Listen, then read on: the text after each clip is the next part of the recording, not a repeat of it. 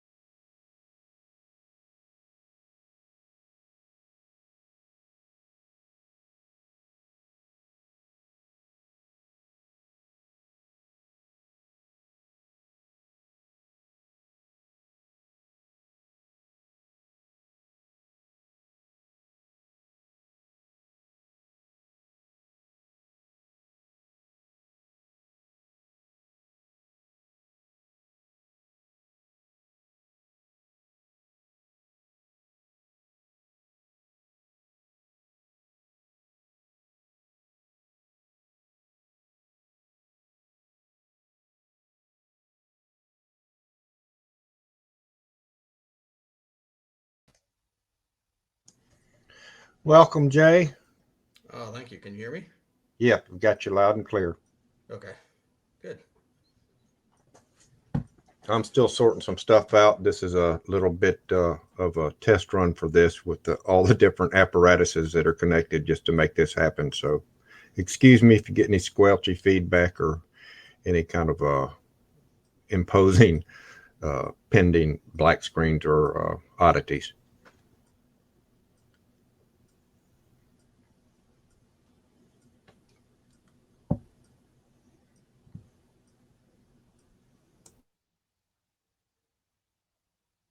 Yeah, there was a little bit of a delayed echo going on, but it looks like it's cleared up now.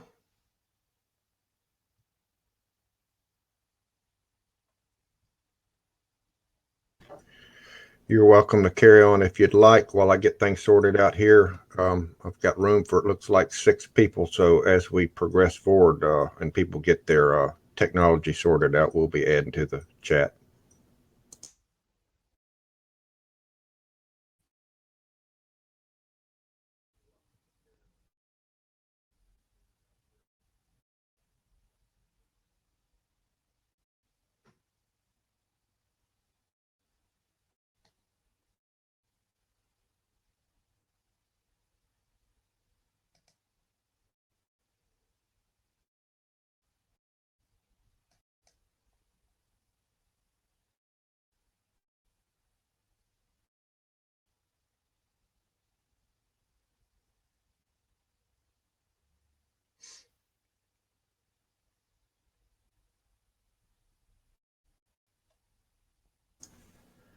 All right, so I've successfully disabled my speakers.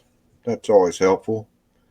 And to listen to the discussion through headphones to help alleviate some feedback and try to get this all sorted out where it makes sense to me and hopefully others. So, Jay, are you in line with your pre-order? Yeah, unfortunately, I made batch two, not batch one, but it'll all Yeah, work out. Patience is a good thing, I guess. yeah. I scratched my head there for a while in disbelief that this was something real and wasn't some sort of prank. And I said, "Well, let's follow the link." And read a little bit further on, stating where it may be a good idea just to go ahead and put a deposit down on this early in the game. You can always back out at any time. Yeah, certainly there's that option. I had a debate with somebody on one of the Facebook groups, and he was calling it smoke and mirrors, and I explained to him that it's really not smoke and mirrors. This thing is very real, and very very capable. Yeah, it's impressive. And, with all the discussion going out there now, the alleged DJI killer, I don't think this is at all what their intention is. It's a very, very capable drone in the regards that if you had no interest in being a sports enthusiast and have this follow you around, you're going to be well protected just flying it in everyday scenarios. Like me, I don't get out and do a lot of traveling. I fly familiar areas in my neighborhood and in my city. around. I'm in Central Florida, and we've got a lot of lakes and cypress trees and interesting areas of that nature that I like to get in and do some sweeping shots. And generally, none of this is going up with the sense of me being a cinematic master. It's stuff that I'll watch on TV. I may upload and share with my friends on Facebook, share with some family, that kind of thing. But for the like I've started out built me a quadcopter out of some PVC pipes and a gang box and some flight controllers purchased just off of AliExpress probably back in 2012 or 13, and progressed with a unique bought the Autel X Star, the Phantom 3, the DJI original Mavic, the Autel Evo, and a variety of little toy quadcopters that are out there. But this is going to give, and I saw in the Facebook group where someone says it's just going to be the perfect thing to keep them safe where they've been hesitant in the past to purchase one in fear of losing breaking $1,000 toy. This is going to open up a whole lot of opportunities for a whole lot of rookies out there that are just afraid that this is something that's above over their head, that would they put their dollars at risk for the sake of having a few minutes fun. And we know that a lot of the stories out there with flyaways and people fire them right up and fly off into the tree and back to the repair facility they go. So this is going to be more than just that thing that follows you around on your skateboard or on your mountain bike or in your canoe or things like that. It's going to be a big opportunity for a lot of new people to fly with confidence. I agree. It's not, I've seen a lot of the different reviews and quote expert opinions on this thing. Calling it a DJI killer, calling it the Mavic killer, and I really don't think that is the case either. Um, what this will do is it's going to put a dent in DJI sales for absolutely for sure, right? Because the anybody that's interested in an action camera, chase camera, drone, like myself, right? I have a YouTube channel and I do a lot of off-roading and things like that. So when I saw this, I thought, okay, this is perfect. This is built for me and people like me. But I'm also one of those people. I've never owned a drone before, so you know I had some of those same concerns, right? I didn't want to go drop $1,000, $1,500 on a drone just to have it crash on my first flight out. But I've wanted a drone for a really long time, and so this kind of checks all the boxes for me. But what kind of blew me away about this thing, and this is the one thing that I think every review that I've watched has missed entirely, is even the ones that are pro Skydio 2, is that this is a game changer for a number of reasons. So I'm an electronic engineer. I've done board design before. I do design reviews. I do product definition, product specifications, all of that kind of stuff. I've been doing that for 30 years. The architecture of this drone, this platform, what Skydio has put in the air is unlike anything else out there. And everybody seems to be missing that. They keep talking about the object avoidance, and the object avoidance and tracking and stuff is phenomenal. There's nothing like it in the air. But that by itself is not what makes this a game changer, right? Because it's the platform that what these guys have done. So as I said, I'm an engineer. I've done design work before. When you design a product, you generally build in headroom. You build in extra compute performance, extra memory, all that kind of stuff, because you know that this what you're doing right now when you launch it is one thing, but you also have a vision, a roadmap for what you want to do in the future. And that's what Skydio has done here, is they built a platform that they can update as they go, as the time goes forward. So you don't have to buy a new drone just to get new features. They have enough compute power and functionality built into this thing that they can continue to add to it over the life of this drone to make it better, better, and better, and better, right? The architecture between the Jetson SoC and the Qualcomm SoC in this thing is phenomenal. If you go look at what DJI has in the Mavic, they've got what's called the Myriad MA2155 VPU, which is a CPU, GPU, and image processor all in one. That has limited capabilities, limited headroom, because all those processing units share what's called the memory bus, and so they're all fighting for that same for time with that memory to be able to process their data. And so there's only so much you can do. They've only got so much bandwidth in that thing, in that architecture, to be able to do updates. And that's why this is the Skydio is so significant, because it's not bottlenecked like the DJ architecture is with this thing. And to me, that's, as an engineer, what they've done is phenomenal. And it is certainly a milestone and a game changer in the drone industry for those reasons, not just because of the object avoidance. The object avoidance is just an example of what they can do because they have this architecture. Yeah, I agree that obstacle avoidance is just some icing on the cake behind a well thought out and well engineered piece of machinery.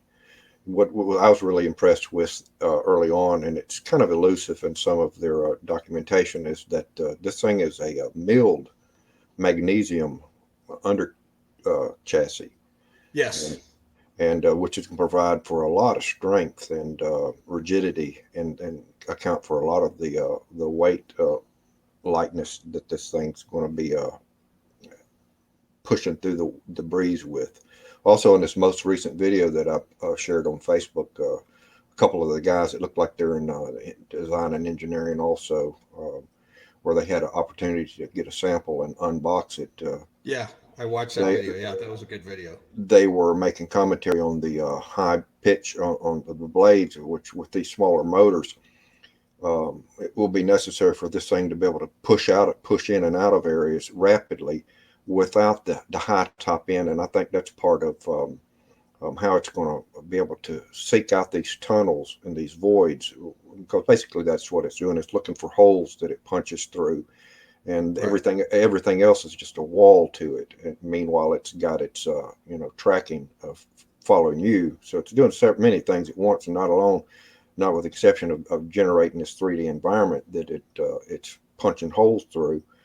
But those smaller motors with that higher pitch is going to give it that quick bottom end torque that's going to allow it to move abruptly. Not so much speediness in regards to its top end, but it's going to have a lot of power to make its decisive choices rapidly. Yeah, well, and you mentioned the magnesium frame, right? The skeleton. And to me that was another just elegant touch, not only for the rigidity and durability, but they actually use that magnesium as a heat sink. And so, because all those chips and everything, 256, CUDA cores in this GPU generates a lot of heat. And so using the magnesium thing, not only for the rigidity and the durability, but using it as a heat sink, and then to top it off, they channel that heat out to the propellers, which acts as a fan to cool the thing down. To me, that's just elegant. That's beautiful. That's a beautiful design. I love what these guys have done.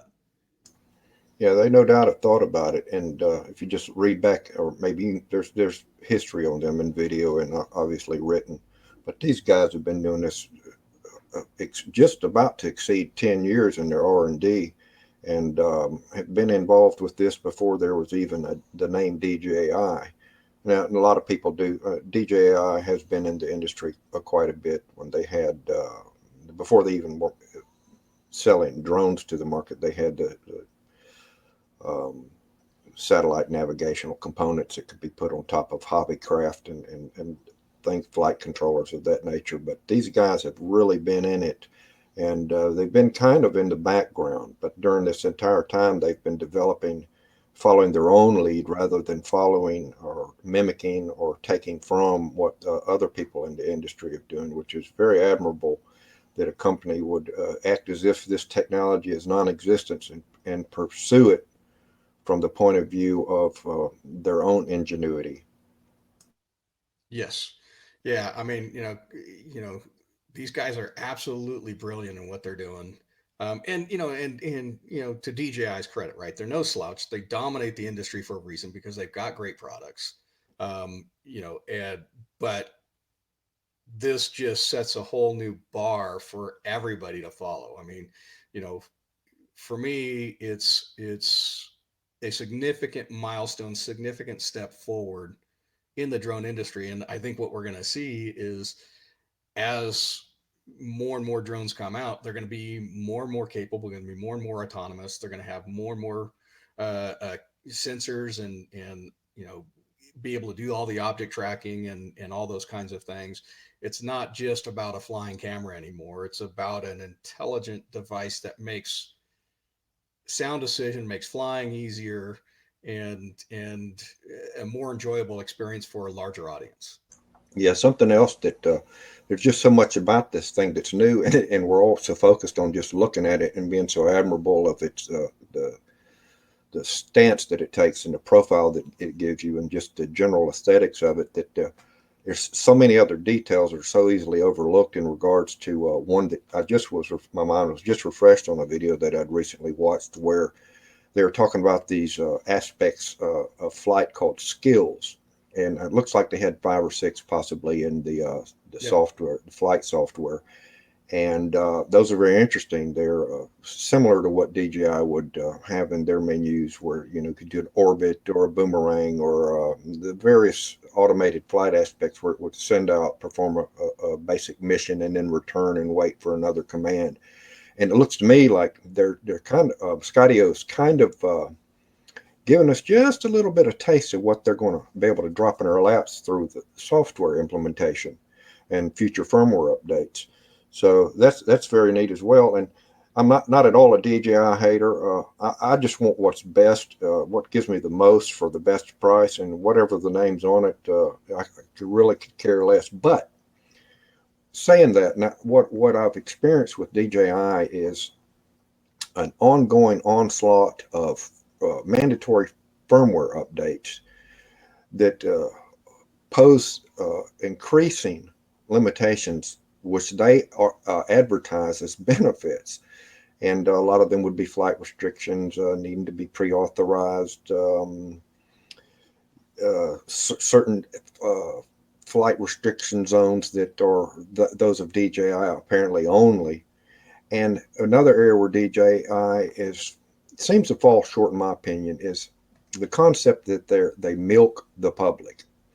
They like to release incrementally, where I would anticipate that the hardware is quite capable of being receptive to all these features. And I understand that they want to market that out for different price points where you've got persons budgeted, let's say around 1,000, and you've got another person that may be in the $1,500 to $1,700 range, and so they want to separate out those benefits based on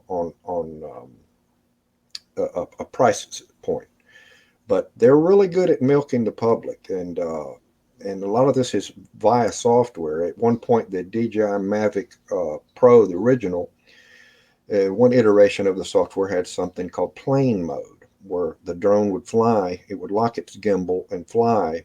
And of course, when I say lock the gimbal, I mean it wouldn't function 100% with its smoothing of flight capabilities, but it would lock similar to that like you might see in a fixed wing aircraft, so that when that plane flew, the camera was locked so that you could feel the movement of Right. Give you of that the drone. sensation of flight. Yeah, yeah. Well, through another iteration, without any discussion of why that happened, but it was removed. And that not that this is a large feature that people are clamoring over, but it's just an example of how they like to give and take without any explanation, and then add that feature that they removed to a later version. So that's probably why we've not seen much this last year from DJI, is because they've really pulled all their tricks out of the bag.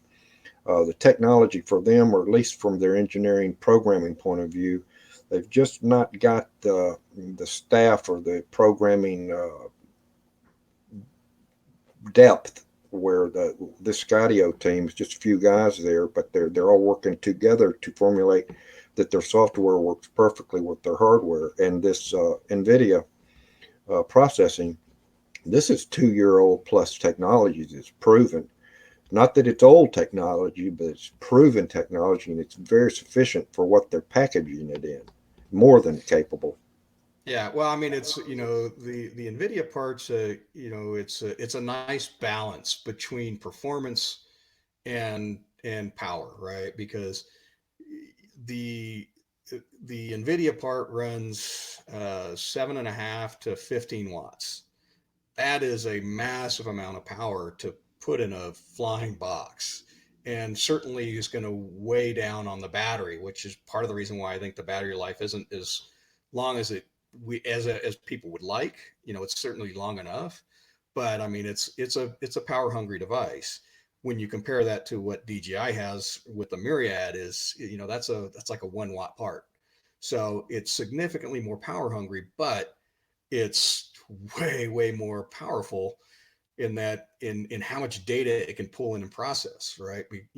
And so they've struck a nice balance, because I think if they went further up the stack on the Nvidia to something like the Xavier, you know that goes up to a 30 watt part. And but it's a massive core, and you could do all sorts of stuff with it. And so it's probably overkill. So what I think they've done is they struck a really nice balance between power usage and performance that really just opens up the door for so much exciting stuff going forward.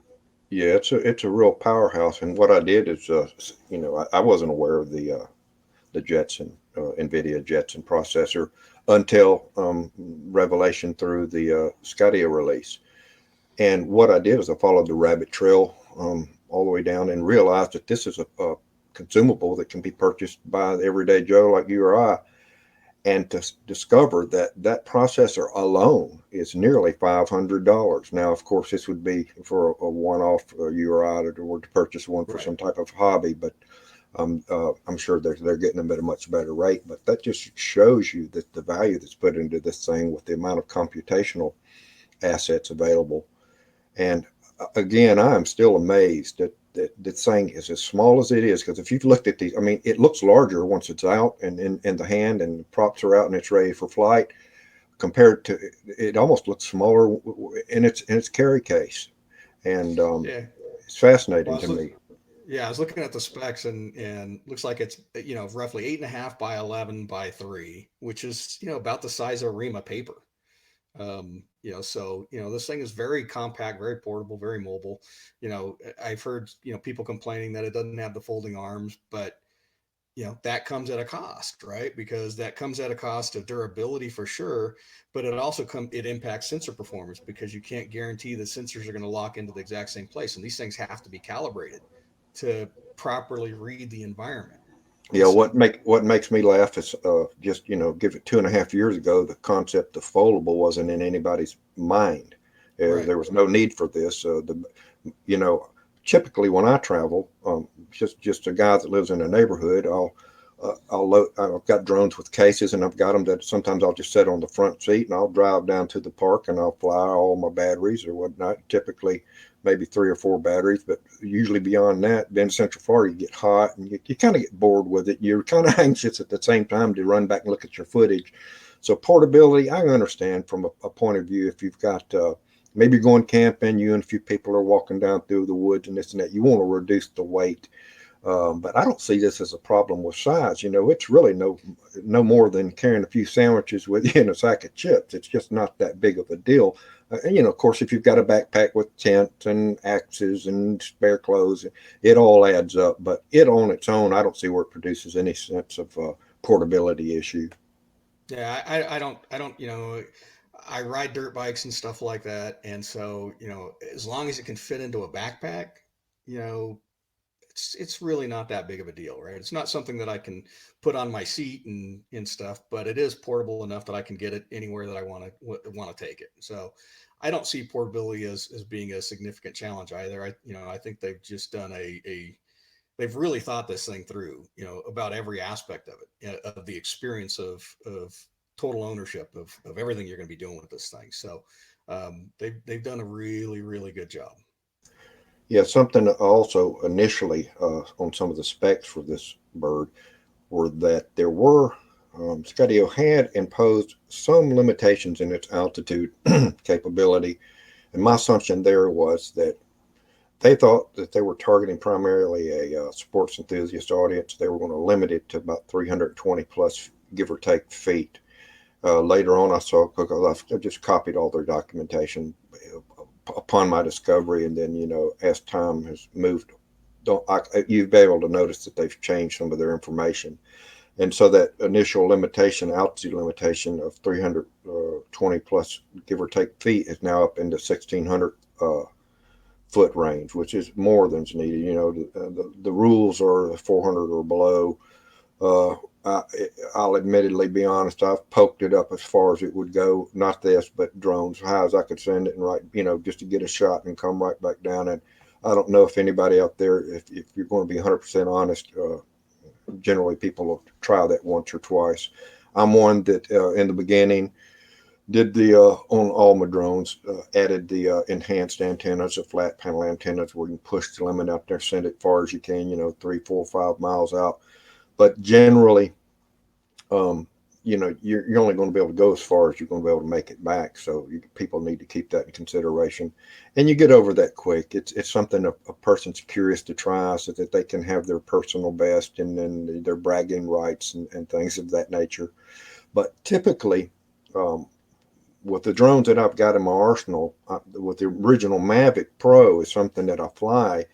And generally, I enjoy flying more with pre-programmed waypoint missions than I do just flying manually, for the simple reason that I can sit on my computer and I can lay out a waypoint mission, make sure I'm charged up, set it out, take off, get it up 100 foot or so, send the mission to the craft, and it flies. And with that, I can send it out, on a 8 or 9, 10 mile mission.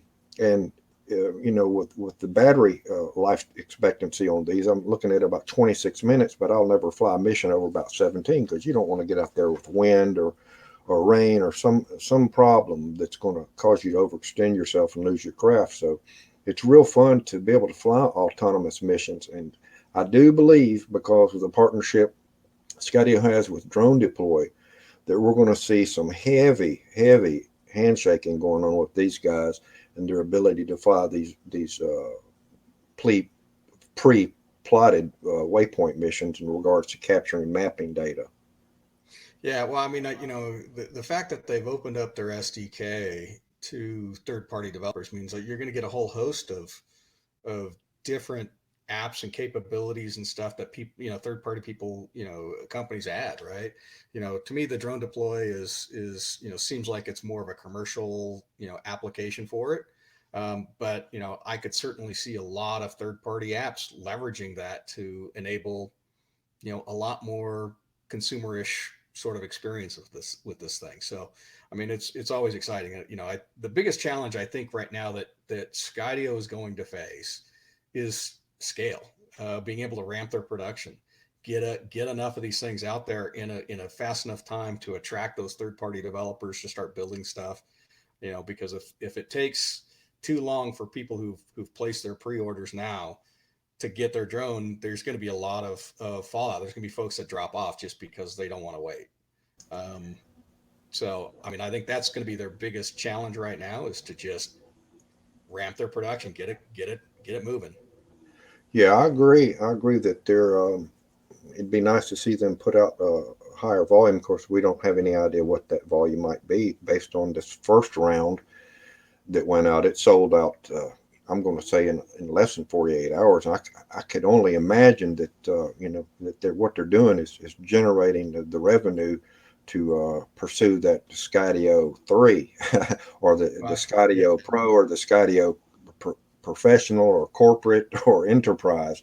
But I would guess there is at least probably 1,000 in each batch, and them being hand assembled.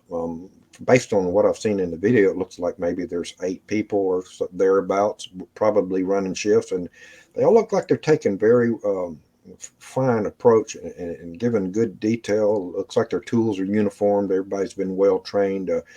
Probably others are can be swapped to different assembly positions, but my assumption is they're all very knowledgeable in what they're doing and why they're doing it and the way that they're doing it, and they're going to keep a certain level of quality control for sure by having a nice, slow, methodical assembly process. well, I've kind of done some research. I know they've got some pretty significant backing and angel investors and stuff like that. So I know they've already got some good funding. The pre orders is certainly going to help them scale their business. to some degree, but they're gonna have to ramp up production. That's not an easy thing to do for any startup. These the funding at $100 deposit isn't gonna do go very far. In funding a lot of growth. So the growth is going to have to come from the sales and from their B round investors and stuff like that. So it'll be interesting to see how they scale their business. I do see that as a pretty significant challenge, but these guys are pretty smart. I think they're onto something, and they've got enough demand in the market at this point um, to justify additional investments and stuff like that. So um, it'll be certainly interesting to see. Yeah, I'm for one no financial expert or wizard in that regards to finances, but I'd be willing to put some money down that there won't be but 3 or 4% that back out of their deposit. I'm from the excitement level, and the further we go, there's so much into negative feedback, even skepticism initially, but you see that stuff being wiped away with each and every day of different videos and different reviews and different aspects and closer look at this craft. It's just it really is something new. It's completely new in its form factor and its hardware and its design intention and its capability. It really is something exciting and new compared to what we've experienced over the last 3 years since once drones have become popular. And you could almost see to some degree some stagnation occurring where the excitement levels faded away. Sales, in my assumption, have dropped, and people are just looking for something new, not something necessarily something better, but something new. And with just the 3 years or so now, of course, Skydio has been involved in the background working on their own way of implementing this technology. Things have really changed, and it's going to force other companies to step up their game in regards to unleashing what a person, the true ability of what a person really would like to do. And the strange thing is there are so many people that fly these that really don't know what they want to do. They want something new and better, and how we're enlightened to that is by the creative minds that put these things together, the tech and how it works with the hardware and put it Yes. before us. And sometimes we don't know what we want until we've seen it. We like to think we know what we'd want. But, if we could write down what we'd like for something to do, it might only hit a few of the bullet points of what we really would like to do if we knew what was available. Yeah, I mean, I agree. I think, I've been, like I said, this will be my very first drone. So, I am a rookie in that sense, but I have been following the market as an engineer for the past 4 years. When I got my first opportunity to play with one that a friend of mine had. And so, you know, I would agree that the industry really, I mean, I wouldn't even say there's been significant developments in what I've been tracking, at least the things that are important to me over the past 4 years, because to me, the original Phantom to the latest stuff, it's better cameras, absolutely. Improvements on some of the gimbal stuff, but the basic capabilities haven't really changed much over that years. I mean, I was excited when the Mavic 2s were introduced because they had some of this autonomy, and it was better than the previous Mavic Pros and the Mavic Airs and stuff like that.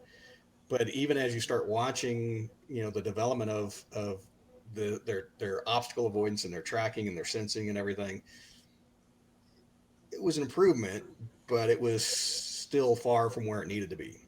It wasn't uncommon to watch somebody, try and take it into the woods and it gets hung up behind some branches, loses visual line of sight of the subject it's tracking, and it just stops.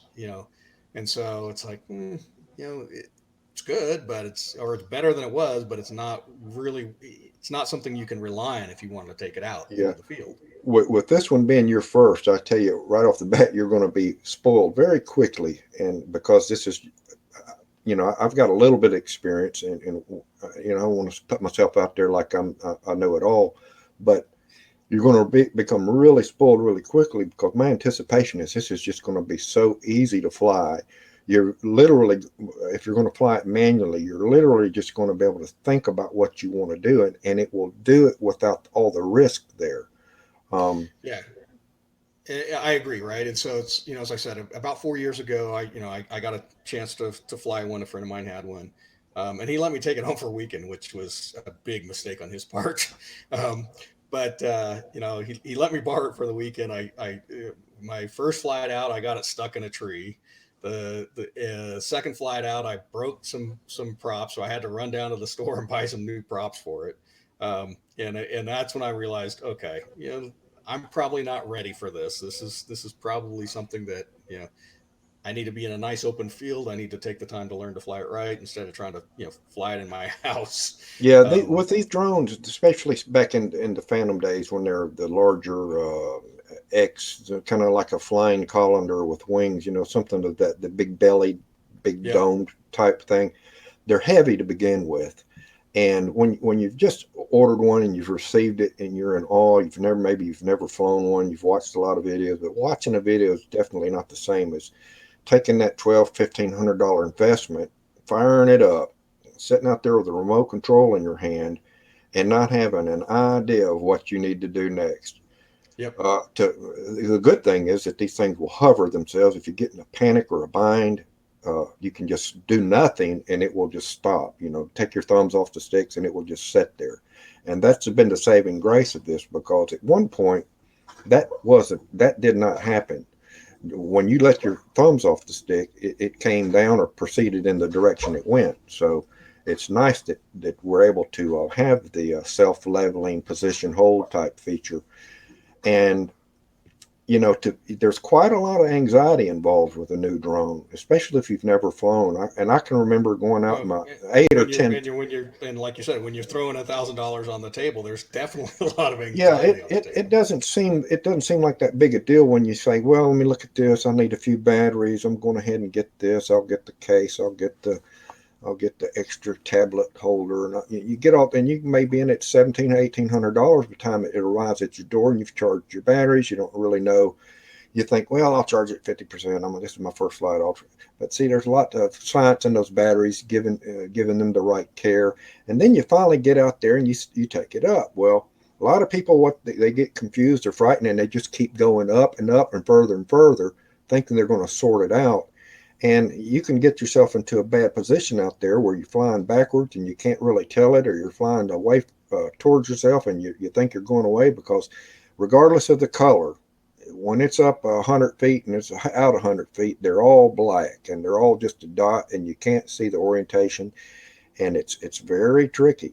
And then they implemented in the Yeah. return to home technology where it marks its spot geophysically, where it took off from, and it has some altitude characteristics that, well, whenever we're in trouble, we're going to go to home, we're going to go to 300 feet, and we'll return directly above our home point, and we're going to set it down and then right there at the end, we'll give the pilot his opportunity to decide whether he wants to land or proceed or cancel, kind of thing. So this Skydio is really going to make be a big confidence builder, and lots of people that have always wanted to do this but just didn't want to put all those dollars at risk. Yeah, I mean, somebody, I don't remember where I read it, but somebody gave a great example of what the Skydio is to the industry as a whole. And they used a gaming comparison where, you know, I've been in the PC ecosystem for 30 years in my career, and I worked at a silicon company for a while, that was really big in the gaming space, and graphics cards and all that kind of stuff. And there's this core audience of people who would build their own gaming PCs from the ground up. And these guys were dedicated enthusiasts. These guys were really smart, and they built really powerful gaming machines. But that by itself is only one part of the industry. It was when the consoles came out, the Xboxes and the PlayStations and stuff came out, that it really opened it up to the masses, because it gave you this really powerful gaming experience with these great graphics and all that kind of stuff. but it was accessible to everybody. And I think that's kind of what this drone is going to do for the mainstream audience, because it's so easy to fly and it's hard to crash and everything. It's going to instill that confidence. It's going to open it up to that mainstream audience that you've been talking about, right? That's kind of what this drone does for the industry.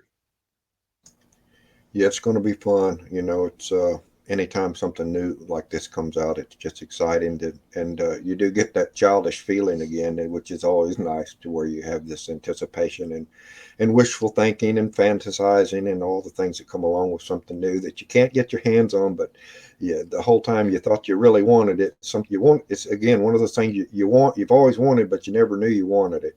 Yeah, January can't come fast enough for me. Well, me, I got it. I got lucky at an understanding that if your pre-order or reservation number began with six, that meant you were in batch one. And I didn't necessarily know that until that was revealed. That when I saw that batch two and then batch three, I said, "Well, I guess I got in batch one." And now the big hope is that batch one means early in November rather than the end of November. Yeah, I read somewhere that the first batch sold out in 32 hours. Batch two sold out by August or October 5th. I got my order in October 4th. Um, and so I think batch three starts on October 5th. Yeah, I was. I don't know. Probably if it hadn't appeared in my recommended list, I'd have never seen it until it's too late. But it was the second, I'd say 10 a.m., the second that I was able to click the link and say, well, let's just go ahead and reserve one. And just got lucky because it probably wasn't later in that day that that first round went out and then batch two, like that. I guess you swooped in. What did you say, you were on the fifth or so when you I made your got my choice? order in on the 4th, and Okay, so that was the last day that batch two was still. So I'm probably in at the end of batch two. it probably was quite a few people just sitting back, waiting on what their peers were going to say, whether or not they went in on it. Nobody wants to feel like they got duped, and so I guess everybody sits around and looks over, looks left, looks right, asks a bunch of questions to figure out. Did you do it? Did you do it? Well, if you did it, well, I'm going to do it. And it just puts you further back in the line, which is no big deal. But, being in that second quarter, that puts you out of the game for a little bit. Puts you, I mean, you never know also what hardware and software and firmware revisions can be made during the, you know, Yeah, further releases. I did have a problem getting my order in. There was something going on with their website, because I had tried for 3 days to get my order in, and for some reason it wouldn't go through. It wouldn't take my credit card, wouldn't take my debit card, wouldn't take my wife's debit card, and we just could not go through. I went back and forth for 3 days with the Skydio folks trying to figure out what was going on, and then finally it went through, and I was about ready to give up. I was like, man, I think the gods are conspiring against me to keep me from buying Yeah, this thing or I, something. I could see that the mental tap dancing frustration going on. You felt like you was getting cheated, probably, didn't you?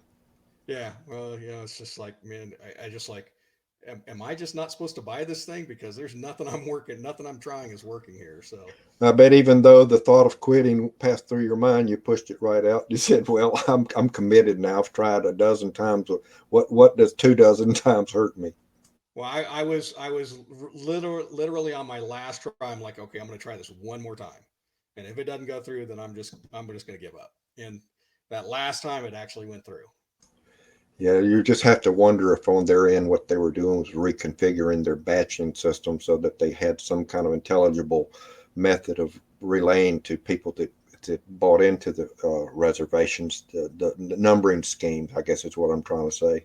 Yeah, I mean, I don't know. I mean, it gave me, several different weird errors. Like one time it said my zip code didn't match. Then another time it said it can't process the order. Another time it said something different. It's like it gave me different errors every time. But It, finally it went through, and I was just grateful. yeah, it could have been that their batches are larger than we anticipate, and that their servers were just being slammed with reservations. Yeah, could be.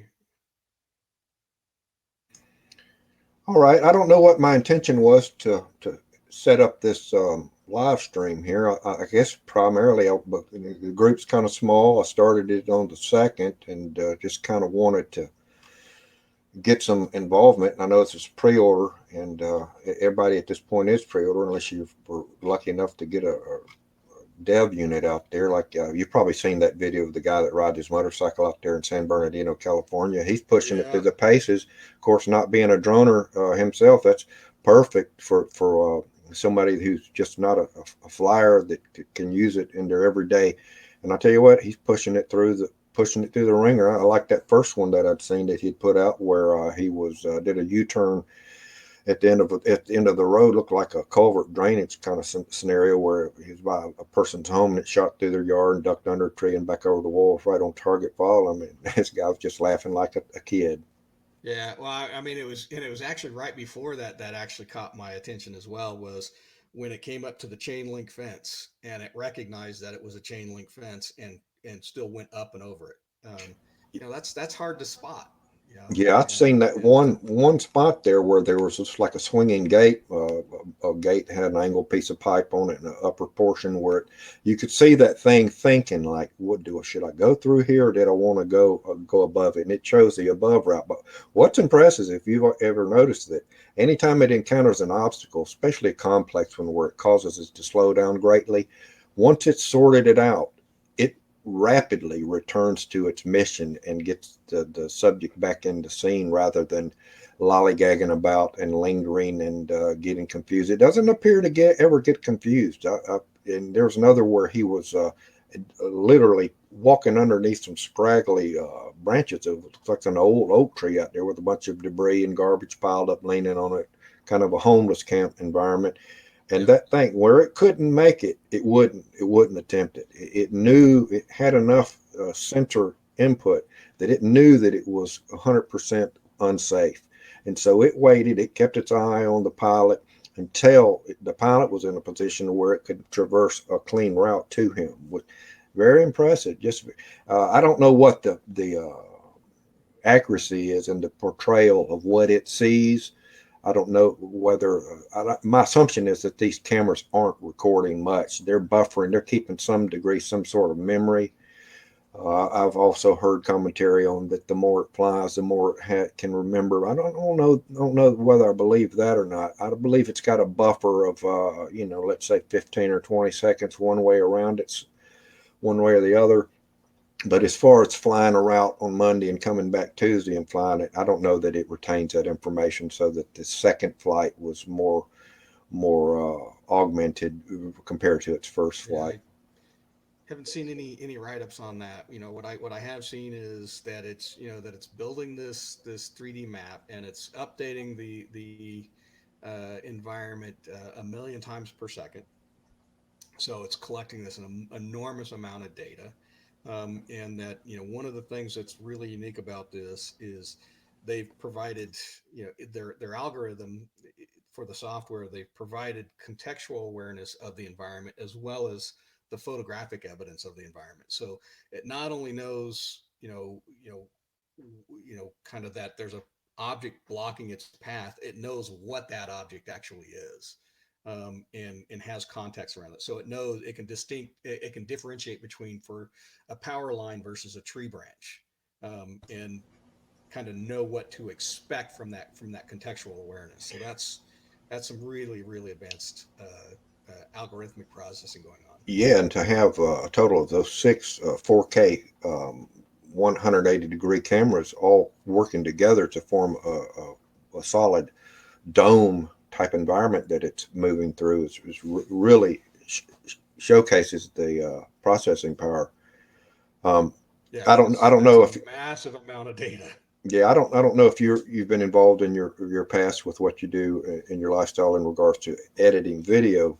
But 4K videos, even with a good computer, is tedious. It's painful. It's Oh yes. time consuming, Yep. and often unnecessary. And a lot of the times, the results, as far as the fidelity and what a person sees, just is not that noticeable.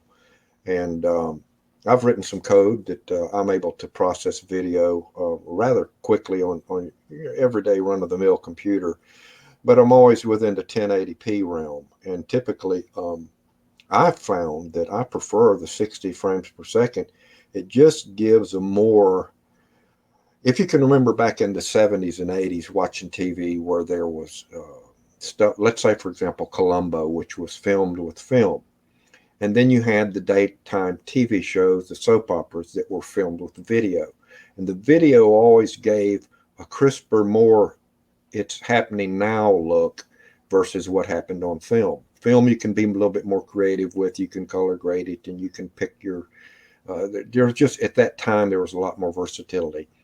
But the 60 frames per second gives and people always want to compare it to the Save It Private Ryan look, where you could see every little blast of dust and every nuance of anything that was happening rapidly.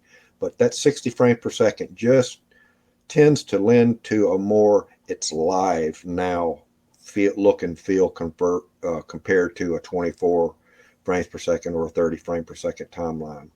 Plus, with the higher shutter speeds, the higher frame rate, you tend to get now. Some people are into motion blur and things of that nature. Me, I don't tend to think that it matters so much, especially in video, because it can lead to a choppy effect, especially in a yawing scenario where you're turning from a left to right. And if you're doing that slowly, it's not so much of a factor, but yawing quickly tends to give the stuttering step. It's really a nauseating feel. But I guess that's personal preference. But again, that 4K, the sensing, recording that or projecting a dome environment around this is just unheard of, rather than let's say a 90-degree or 180-degree forward facing, where it is basically following a silhouette of an object that a square has been drawn around, until that detail in that square is so minimal that it can no longer distinguish that from what it's not tracking. This is something totally different with that beacon. Now I don't know, because I've not read or had presented to me. My only assumption is that controller, the remote controller, will also allow the same tracking as that beacon does. You may have heard. I've not. Is that something? No, do you know? I have not seen anything discussing that, so I don't know. I could only imagine that it's likely that it will follow the remote controllers also. I can't imagine that that'd be something that they'd leave out. Let's say, for example, you're not a beacon owner, and as you're flying it, you typically a return to home is a return to home to where the craft marked its takeoff position. Well, Right. there are others. I did hear this, and I can't recall where, that they have a feature called return to phone. Now, that may be if you're only flying with the phone or cellular device. But my anticipation that these guys are on their game enough to where that same transmit receive capability that would be in that beacon would also be in that remote control. Although the shell is primarily just that plastic shell that came from the Paradenofi that they've rebranded for the Skydio, which is another very smart move that they made. They could forego all the tooling that's required to inject mold these and brand it themselves, put their own hardware in there and own firmware, and then software that's going to bind that with the tablet or the phone. Really, really some smart moves that the Skydio has moved forward with. Yep. Yep. Totally agree. All right. I don't know. Like I said earlier, I don't know why I really put this up there. I think I was wanting to try to get some enthusiasm going in the group, get this pretty neat SteamYard free multi presentational live stream software. Get a taste for it. I've been involved on the other end of this, where I've been involved in other groups. I've never really hosted one, so I just kind of wanted to wet my feet and maybe get some people involved here. Maybe thinking about doing this every couple of times a week until we all have one in our hands, or at least sate our appetite for this new toy that we're all waiting to drop in our lap. Yep. But maybe we'll share this with some other groups out there and get more involvement, where we can all maybe feel the waters out and find out, just satisfy our appetite a little bit. Yep. Well, very good. Well, thanks for hosting this, and I'm sure we'll chat more in the future. All right. Good to talk with you. Welcome to the group. All right. All right. Bye Thank bye. you.